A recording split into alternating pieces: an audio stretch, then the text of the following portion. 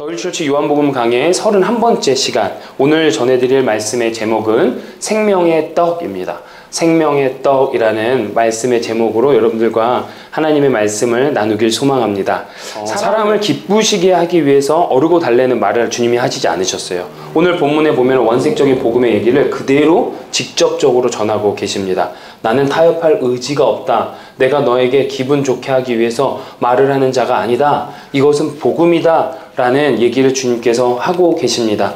본질은 예수 그리스도께서만이 길이요 답이요 진리이심을 오늘 저는 증거하기를 원합니다. 오직 주님으로만 영생을 얻을 수 있어요. 오직 주님으로만 우리는 천국에 갈 수 있고 하나님의 나라를 누릴 수 있음을 말씀드리길 소망합니다. 결코 타협하거나 양보할 수 없는 그럴 마음이 없습니다. 그럴 예수님을 오늘 이 시간 원색적으로 한번 증거하기를 소망합니다. 아무쪼록 성령 하나님 오늘 우리 가운데 역사하기를 소망합니다. 복음은 현재적입니다. 복음은 한 번 받았기 때문에 끝나는 게 아닙니다. 복음은 오늘 또 들으면 오늘 또 역사와 능력이 일어납니다. 오늘 우리가 그 복음의 능력을 잡기를 원합니다. 사람들이 복음이라는 것을 생각할 때마다 복음을 듣지 아니한 사람들, 예수를 모르는 사람들이 구원에 이른다는 단편적인 이야기만, 그런 생각만 갖고 있습니다. 그렇지 않아요. 복음을 받은 자, 예수 그리스도를 구주로 고백한 하나님의 백성이 복음을 들을 때 하나님의 말씀이 들려질 때, 하나님의 말씀이 배워질 때, 하나님의 말씀이 내 마음 가운데 역사가 될 때 내 삶의 변화의 역사는 일어날 줄 믿습니다. 왜냐하면 하나님은 생명의 떡이기 때문에, 예수님은 생명의 양식이기 때문에, 양식을 먹으면 능력이 나타나는 거예요. 양식을 먹으면 근육이 생기듯이 양식을 먹으면 우리 영적인 근육이 생기고 에너지가 생기는 겁니다. 그렇기 때문에 복음을 들을 때 우리의 삶 가운데 역사가 일어나길 소망합니다. 지쳐있는 자들에게 위로가 되길 소망하고요. 아픈 자에게 치유의 역사가 일어나길 소망하고요. 소망을 잃은 자의 가운데 그 소망을 찾기를 원하고요. 하나님 언제까지예요? 여기 마치 디즈니랜드나 유니버셜 스튜디오에서 유명한 어트랙션 타려고 2시간 기다리고 있는 그런 마음을 가지고 있는 자가 오늘 복음을 들었을 때, 예, 주님 더 기다려 보겠습니다. 인내와 소망을 가지고 하나님 함께 가보겠습니다 하는 역사가 오늘 이 시간 우리 가운데 일어나기를 간절히 소망합니다. 여러분, 한국 CCC라는 CCC가 있어요. CCC, Campus Crusade of Christian 아시죠? CCC, 한국에 CCC를 창립하신 김준곤 목사님이 계십니다. 2009년에 소천하셨지만 그분이 평생 동안 했던 설교가 있어요. 그게 뭐냐? 백문일답, 100가지 질문을 해도 답은 한 가지, 뭐냐? 예수 그리스도라는 거예요. 아무리 어떠한 질문을 건져도 거기에 귀결되는 답은 하나, 예수 그리스도라는 거죠. 100가지 질문 중에 제가 몇 가지를 뽑아왔습니다. 우리 생의 주인이 누구입니까? 예수 그리스도. 믿으십니까? 영원한 생명을 어떻게 얻을 수 있습니까? 예, 하시면 돼요. 예, 이렇게 대답하시면 됩니다. 네. 영원한 생명을 어떻게 얻을 수 있습니까? 예수 그리스도.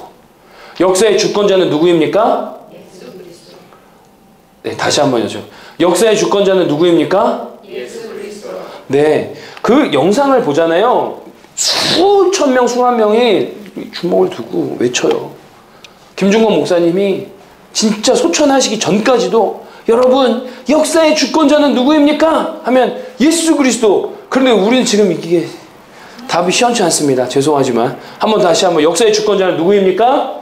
예수 그리스도. 자, 길이요 진리요 생명 되신 분은 누구십니까? 예수 그리스도. 불러도 지치지 않는 그분의 이름은 누구입니까? 예수 그리스도. 이거예요. 백문일답인 거예요. 이런 질문, 북한의 통일을 누가 하실 수 있습니까? 예수 그리스도. 세계 평화의 주인은 누구입니까? 예수 그리스도. 계속 예수 그리스도인 거예요. 우리 아이들이 태어났을 때 가장 먼저 알아야 할 이름이 누구입니까? 엄마가 아니라 예수 그리스도. 아멘. 우리 아이가 맨 처음에 입을 터서 말해야 되는 게 누구입니까? 아빠가 아니라 예수 그리스도. 이분은 이런 얘기를 하시는 거예요.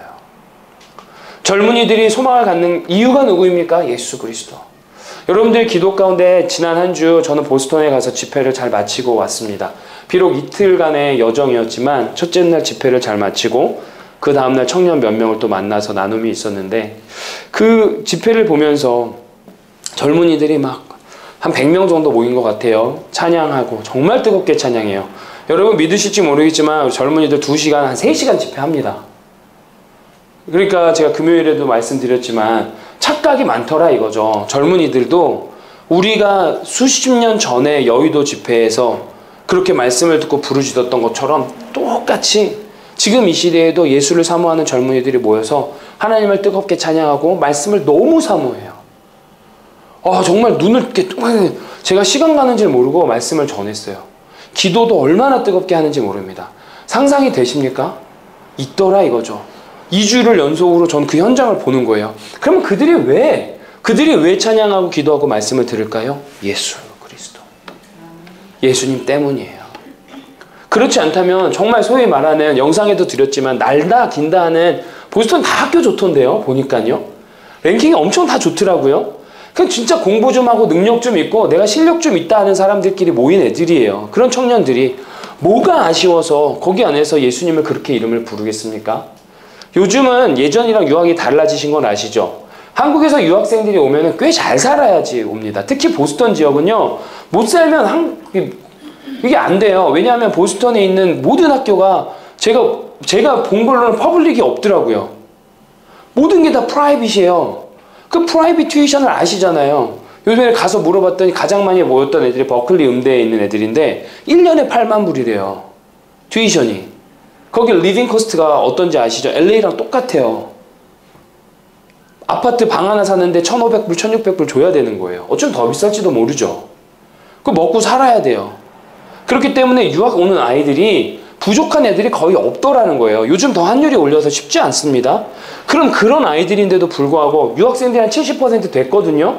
그럼 그런 유학생들이 뭐가 부족해서 실력도 좋아요. 똑똑해요. 집도 잘 살아요.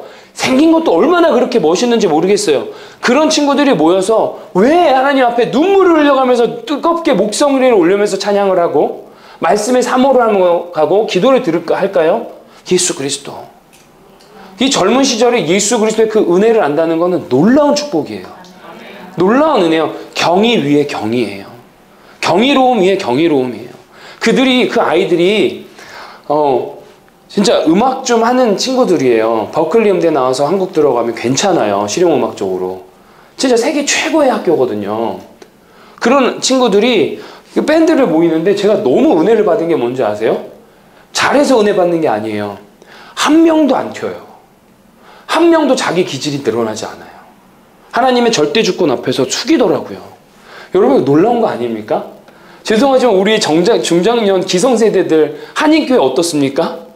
조금만 해도 드러나는 게 우리의 모습들 너무 많이 보시지 않으셨습니까? 그렇지 않습니까? 많은 한인교회에서 자기가 조금 되면은 치고 올라오는 게 우리 교회의 모습이더라고요.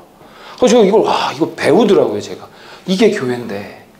그러니까 거기에서 은혜를 너무 많이 받는 거예요. 진짜 잘난 애들이거든요. 근데 어느 하나 튀지 않아요. 정말 완벽한 하모나이즈를 하나님께서 이루시고 그들의 찬양을 보면서 은혜가 됐어요. 예수님 때문에 그런 거 아니겠습니까? 이유는 딱 하나예요. 예수님 때문에 그렇습니다. 예, 하나님 앞에서 잘난 사람 또 잘나봤자 얼마나 잘났고 못난 사람 또 못나봤자 얼마나 못났겠어요.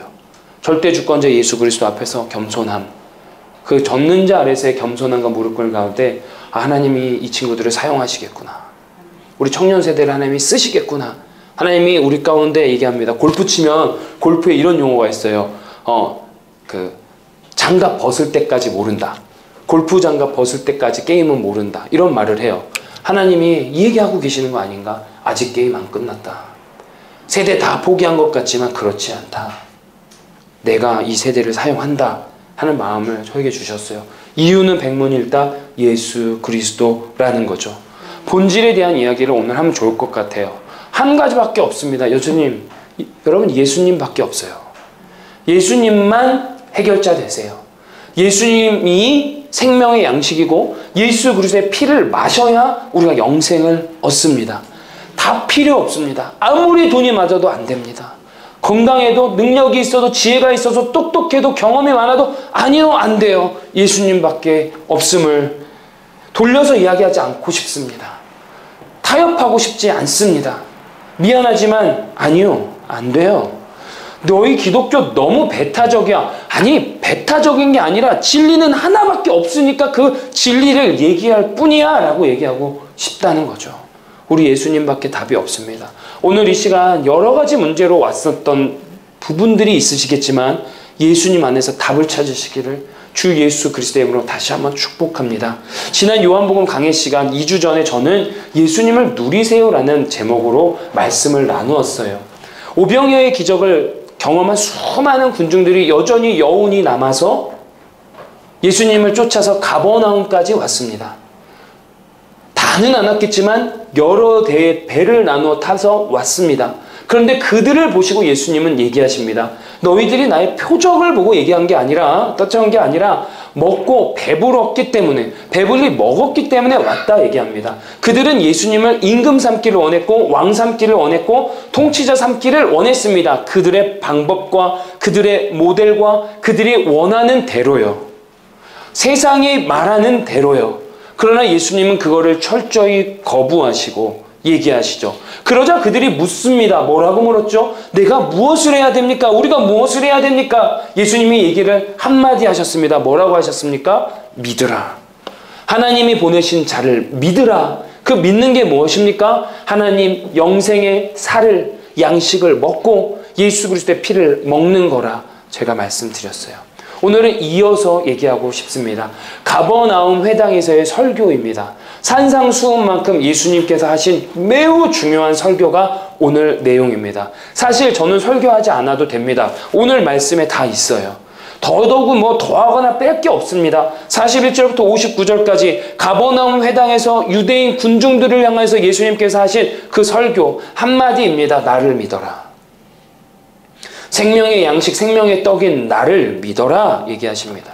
예수님이 지난번 우리 강의 시간에 35절부터 얘기하세요.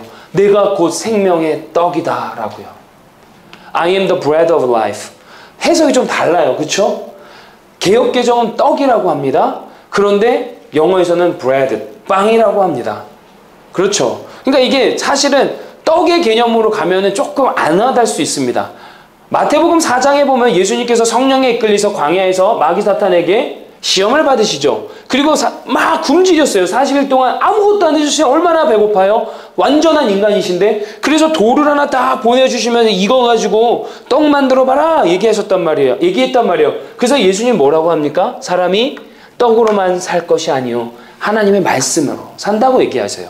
그래서 우리 옛날에 선교사님이 한국에 갔을 때 맨 처음에 이 설교를 하는 거예요. 영감님, 사람이요 떡으로만 사는 게 아니라 하나님의 말씀으로 살아요. 그랬더니 영감님이 뭐라고 하십니까? 그치, 사람이 어떻게 떡으로 살아? 밥을 먹어야지. 이렇게 얘기해요. 그러니까 이렇게 해석하면 안 되는 거예요. 생명의 떡은 어떻게 엄밀히 말하면 밥이라는 거예요. 우리의 정서로 밥이다라는 거죠. 맞죠? 그 외국의 정서는 빵이에요. 요즘 미국 레스토랑 가면은 빵은 다 기본으로 제공되니까 문제가 없단 말이에요. 그러나 우리의 주식은 빵이고 밥이고 떡이었단 말이죠. 맞지 않습니까? 좀 잘 사는 사람은 밀가루로 만든 빵, 좀 못 사는 사람은 보리로 만든 빵. 오병이어 기적 얘기할 때 제가 말씀드렸잖아요. 보리떡이 어떤 의미라고요? 아주 하찮은 계급이 먹는 거라고. 죄수들이나 먹던 거라고. 좀 괜찮은 사람들은 밀떡 먹었다고 얘기 드렸잖아요. 그런 거예요. 또 한국도 그래요. 요즘에 밥 안 먹죠. 탄수화물 많아서 뭐 당도 안 좋고 몸에도 안 좋으니까 자꾸 반찬 위주, 채소 위주로 가는 거예요. 그러나 사실 엄밀히 말하면 우리의 주식은 밥이란 말이죠. 밥과 물만 있으면 살아간단 말이에요. 우리 이런 말 했죠. 밥 먹었어? 그게 진짜 공깃밥 한 그릇에 밥입니까? 아니잖아요. 식사했냐라는 거예요. 어쨌든 예수님께서는 자신을 생명의 떡, 생명의 빵, 생명의 밥, 생명의 양식이라고 말씀하시는 거예요. 내가 생명의 양식이야. 그러니까 나를 먹어야 너의 영혼이 살아. 우리가 밥을 안 먹으면 죽잖아요. 그렇잖아요? 밥을 먹어야 안에서 이 작용이 돼서 근육도 생기고 운동력이 생기잖아요. 살아갈 수 있잖아요. 여러분, 왜 암 걸리시고 병드신 분들이 돌아가시는 거죠? 결국은 끝에 먹질 못하니까, 드시질 못하니까 돌아가신단 말이에요. 사람에게 있어서 먹는 문제는 사는 문제란 말이죠. 생명의 양식을 먹어야, 예수 그리스도의 그 살을 먹어야 우리의 영혼이 산다라는 말을 예수님은 하신다라는 거죠. 그런데 예수님께서 이런 얘기를 하시는데 사람들이 수근수근 되는 거예요. 왜냐? 자기가 하늘에서 내려온 떡이라 했기 때문에. 유대인들이 예수에 대하여 수근거려 이르되 이는 요셉의 아들 예수가 아니냐. 그 부모를 우리가 아는데 자기가 지금 어찌하여 하늘에서 내려왔다 하느냐라고 얘기하는 거예요. 오병이어의 기적을 봤어요. 야, 진짜 저 사람이면 되겠다. 저 사람이면 우리 먹고 사는 문제를 해결해 줄 수 있겠다. 이렇게 생각을 했어요. 그러다 보니까 진짜 배 타고 가버나움까지 간 거 아니에요. 그랬는데 이젠 슬슬 이상해지는 거예요. 아, 그래, 진짜 좀 들을만 했어. 그래, 거기까지 괜찮아. 좋아, 좋아, 다 좋아. 생명의 떡 좋아, 오케이. 이랬단 말이에요. 그런데 하늘에서 내려온 떡이라고 얘기를 하다 보니까 이제 사람들이 슬슬 이상해지는 거예요. 아니, 그래, 좋아. 내가 이 사람이 듣자 하니까 점점 더 이상한 소리를 하기 시작하네. 하늘에서 대뜸 참지 못하는 거예요. 아, 내가 그만큼 지켜줬더니 이 사람이 이제 보자 하니까 우리를 보자기로 하나.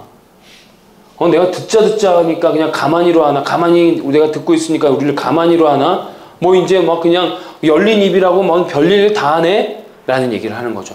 유대인들에게 있어서 이거는 신성모독이거든요. 내가 하늘에서 왔다? 내가 하나님이다? 이건 신성모독인 거예요. 이 사람이 진짜 정말 그게 정말 제정신이야? 이런 얘기예요. 수군거렸다라는 건 그거예요. 수군거렸다라는 거예요.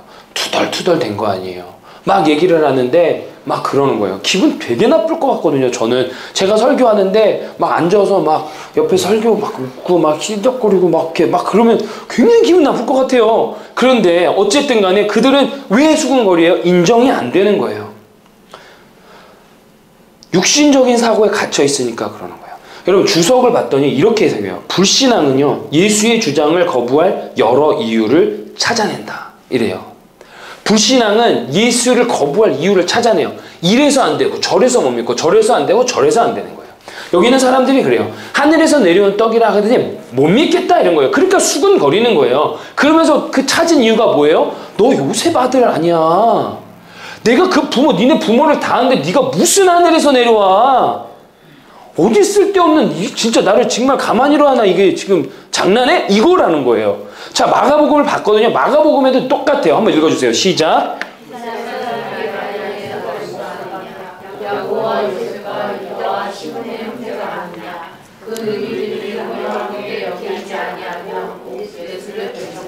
네. 사람들은요, 불신앙의 요소가요, 이런저런 핑계를 대요. 믿지 않은 이유가 이런저런 핑계를 대요.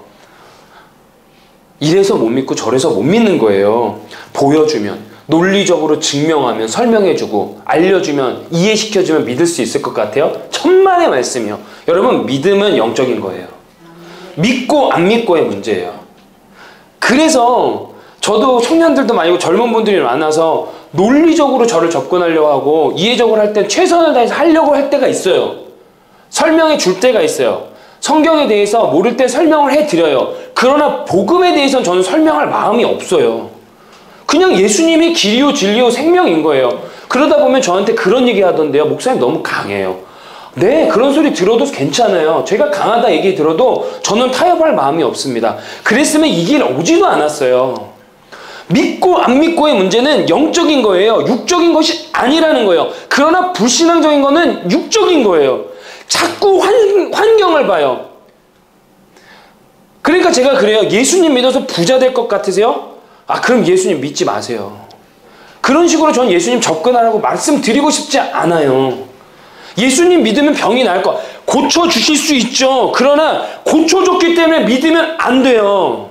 내가 믿고 나아가는 과정 가운데 예수님이 은혜를 주셔서 고쳐주시면 주님 감사합니다 하는 거죠. 내가 예수님을 구주로 영접하고 생명의 떡으로 받아들였을 때 나는 정말 지지리도 가난했지만 하나님이 은혜를 주셔서 믿고 난 다음에 나를 부자로 만들어주신 그 은혜에 감사할 뿐이지 예수님 믿었다고 부자 된다고요? 죄송해요, 돌아가세요. 그럴 마음이 없습니다.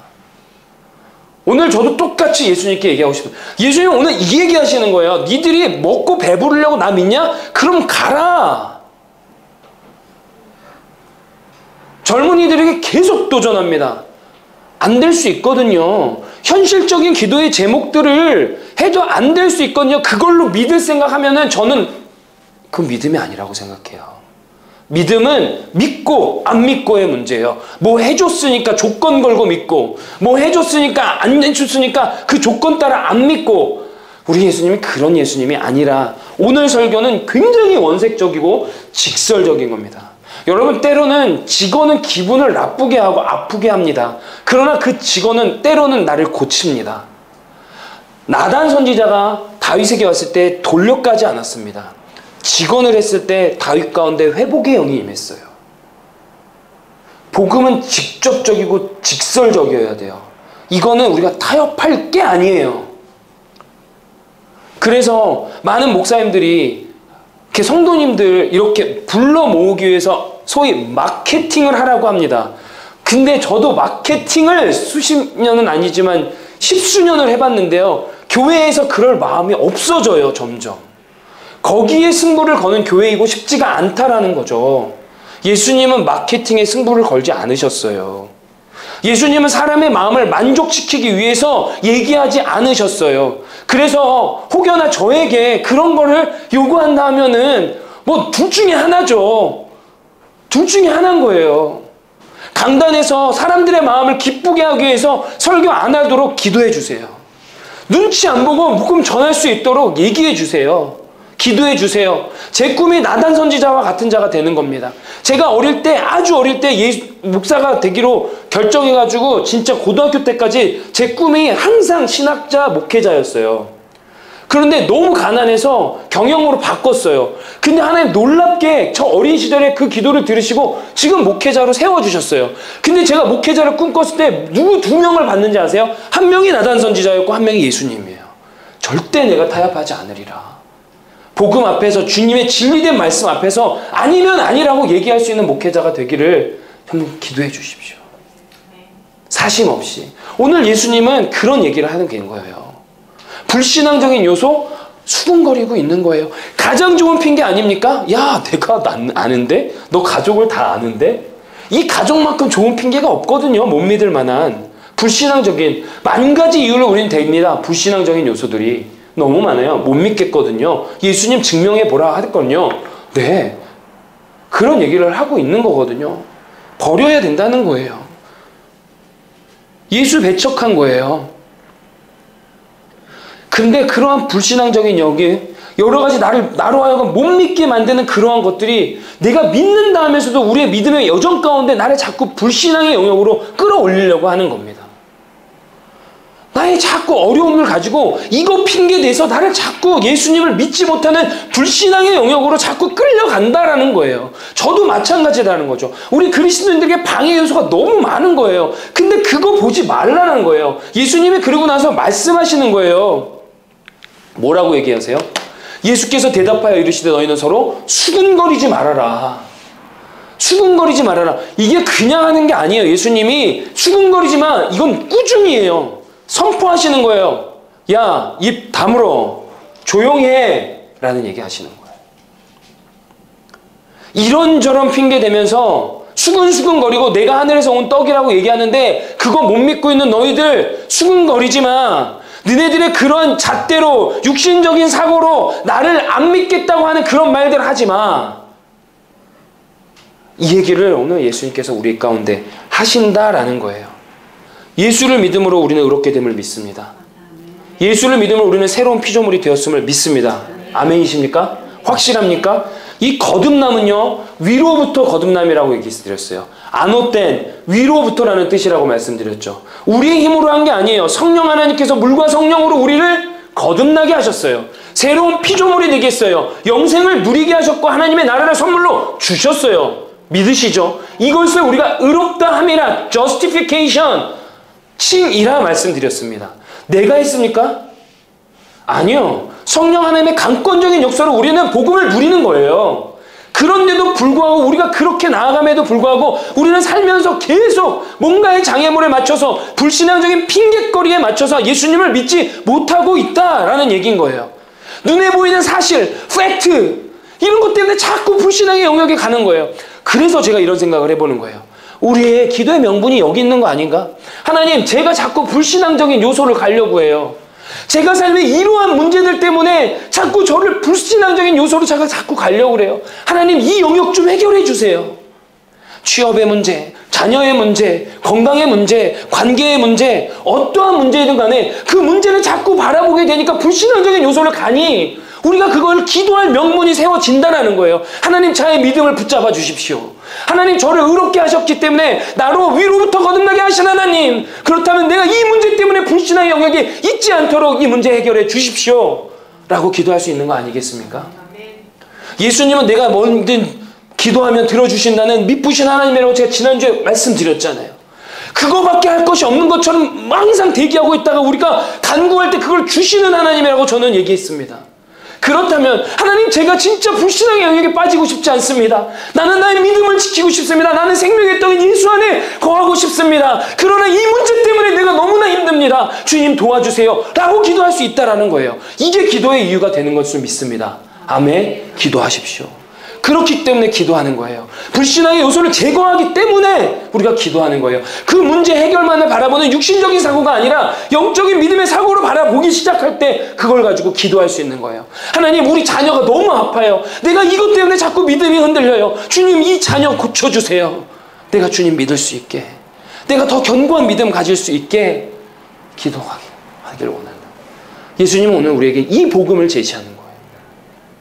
영적인 것은 모든 것을 얘기합니다.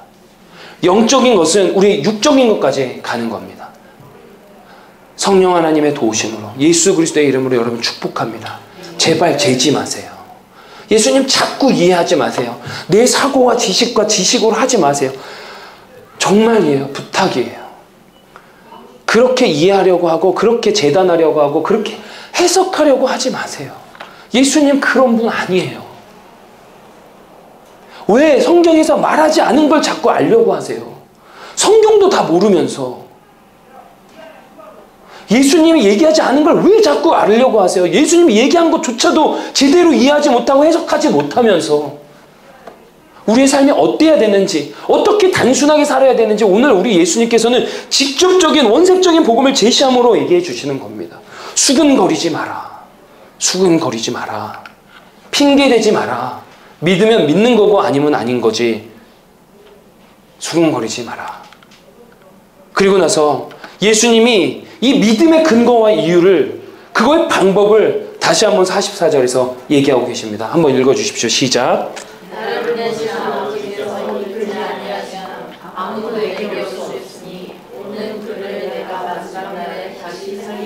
아멘.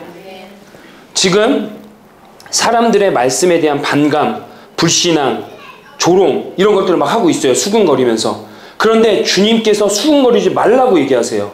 그리고 하나님께서 이끌지 않으면 안 된다 얘기하는 거예요.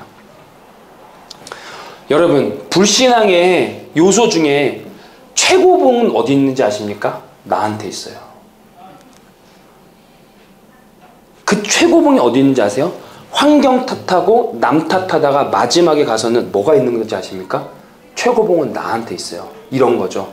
내가 믿음이 없어서, 내가 죄가 많아서 하나님 못해요, 믿질 못해요. 여러분, 이런 말 하지 마세요. 이 교만이에요. 그 최고봉 안에 내가 믿음이 없어서, 내가 죄가 많아서는 그 옆에 뭐가 붙어 있는지 아세요? 마귀 사탄의 참소가 붙어 있어요. 너 그렇게 죄인이잖아. 네가 무슨 믿음이 있어. 우리 예수님의 수근거리지 마라를 선포하십시오. 마귀 사탄한테 선포하세요. 수근거리지 마. 나는 못해도 우리 주님은 하셔. 이걸로 전환을 시키십시오. 44절에 그 근거가 있습니다. 나를 보내신 아버지께서 이끌어 주시니까. 아버지께서 나를 이끌어서 주님께 오게 하셨던 그 하나님. 지난주 말씀 히브리서 10장 19절에서 25절까지의 말씀, 미쁘신 하나님이 나를 이끄시는. 그래, 나는 신앙의 고백밖에 없어. 그러나 우리 하나님은 능력이 있으셔서 미쁘신 하나님, 약속을 잘 지키신 하나님이 나를 이끌어 주시니 나는 그 하나님 의지하며 갈 거야. 교만은요, 하나님을 믿지 않는 것이 교만입니다. 겸손을 가장한 교만을 하지 마십시오. 교회를 섬기는 일에 있어도 마찬가지입니다. 직분을 받으실 때도 우리는 상당히 많이 겸손한 척을 합니다. 아, 제가 믿음이 없어서. 아니요, 아까 말씀드렸잖아요. 이미 믿음으로 의롭다 하심을 받았어요. 믿음을 주셨는데 왜 믿음을 내 마음대로 없다 있다 얘기하십니까? 내가 죄인이어서. 아니요, 죄 없다 의롭다 하셨다고 하는데 왜 내가 마음대로 함부로 하나님의 자리에 올라가서 내가 죄인이니 많이 판단하냐라는 거죠. 이 얘기는 하나님 앞에 비쳤을 때 나의 부족함을 회개하지 말라는 얘기가 아닙니다. 하나님을 믿는다는 건 이런 거라는 거죠. 하나님을 믿는다는 것은 내가 믿는 게 아니에요. 하나님이 나를 이끌어 주셨고 단지 나는 신앙의 고백에 반응을 한 것뿐이에요. 인간의 최선을 한 것뿐이에요. 내 믿음의 고백을 붙잡은 것뿐이에요. The confession of our hope. 믿는 도리의 소망. 그 소망이 고백을 한 것뿐이에요. 그리고 나서 하나님이 다 이끌어 주신 거예요. 그러니까 선포하는 거예요. 나는 못해. 그러나 우리 주님은 하셔. 나는 능력이 없어. 그러나 우리 하나님은 능력이 있어. 자녀들이 아플 때 그래서 기도하라는 말씀이에요.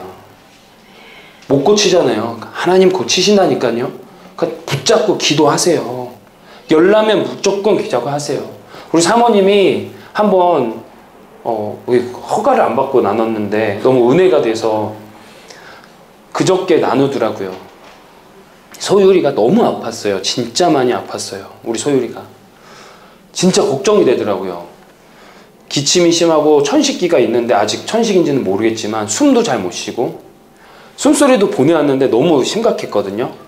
근데 사모님이 소율이가 어느 날 밤에 새벽에 이렇게 화장실을 데리고 가가지고 소율이가 너무 아파하니까 화장실에서 이렇게 기도를 하려고 했대요, 소율이한테. 근데 소율이가 너무 힘드니까 기도 싫다라는 거지. 아기가 너무 힘드니까.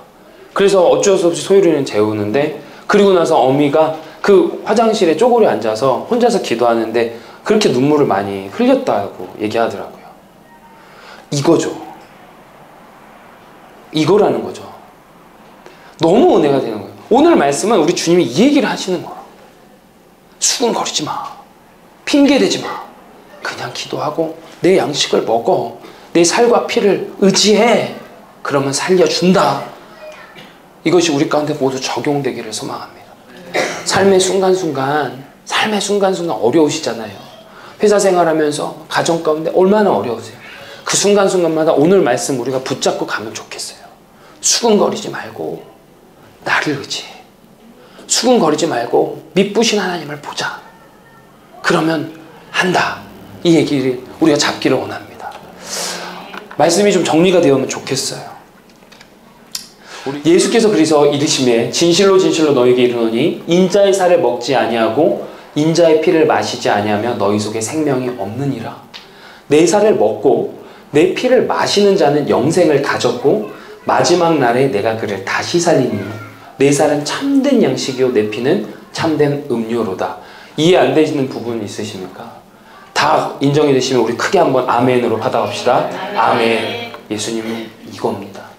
그리고 56절 한번 읽어주세요. 시작.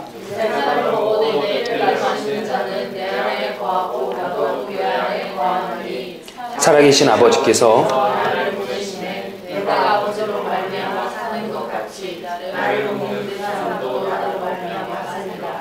이것은 하늘에서 내려온 떡이니 조상들이 먹고도 죽은 것과 같지 않아요. 이 떡을 먹는 자는 영원히 살리라.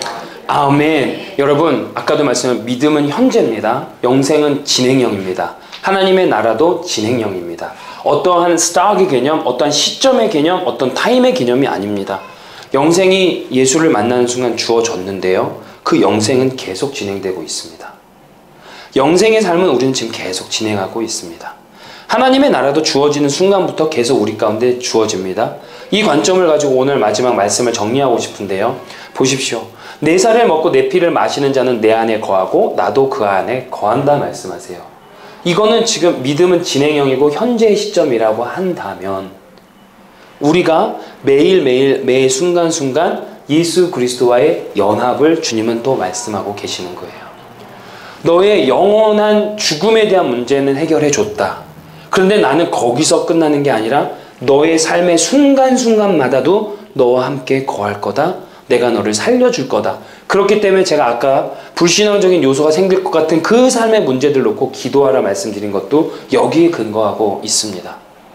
내 살을 먹고 내 피를 마시는 자는 내 안에 거하고 나도 그 안에 거하니. 여러분, 부모와 자식 간은 몇 촌입니까? 1촌. 자식들은 몇 촌, 자녀들, 형제들은 몇 촌입니까? 2촌. 그쵸? 그러면 이건 알겠죠? 부부는 몇 촌이죠? 0촌, 무촌. 예수님이 56절 내 살을 먹고 내 피를 마시는 자는 내 안에 거하고 나도 그 안에 거한다 라는 것은 신랑 되신 예수님께서 신부인 여러분 한 명 한 명에게 프로포즈 하시는 거예요. 너와 나는 촌이 없어. 너와 나는 무촌이야. 우리 그렇게 신랑과 신부의 연합으로 살아가자 하는 말씀이라는 거예요. 생명의 양식은 한번 일회적으로 받아서 우리가 영생을 받는 것뿐만이 아니라 그 영생이 시작된 시점부터 예수님은 우리와 끊임없이 동행하고 연합하고 교제하길 원한다는 거죠.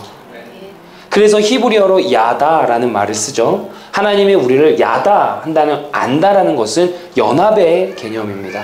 그 야다는 어디에만 쓸 수 있습니까? 부부 관계끼리만 쓸 수 있습니다. 부부 관계를 맺다가 야다예요. 신랑 되신 예수님과 신부 되신 우리가 그렇게 하나로 되길 원합니다. 예수님은 머리시고 우리는 몸입니다. 교회의 머리 되신 예수님, 교회의 몸 된 우리가 하나입니다. 그렇지 않습니까? 그렇기 때문에 이것은 믿음은 예수님과 하나 되는 거예요.